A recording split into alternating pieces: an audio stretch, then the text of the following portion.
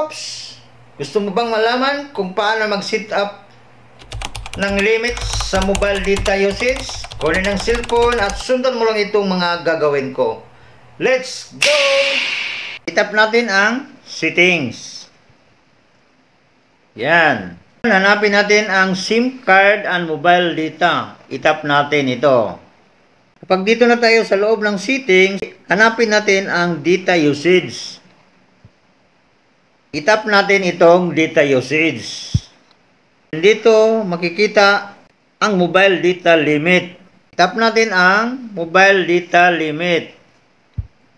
Din ang sunod nating hanapin ay set monthly data limit. Ito, nahanap na natin ang set monthly data limit.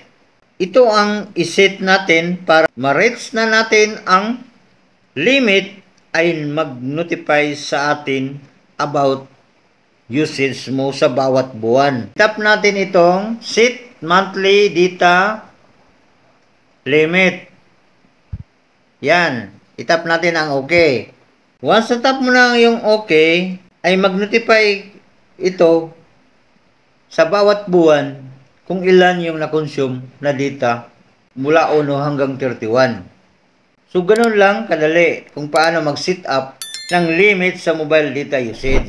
So, kung nakatulong, please don't forget to like and share.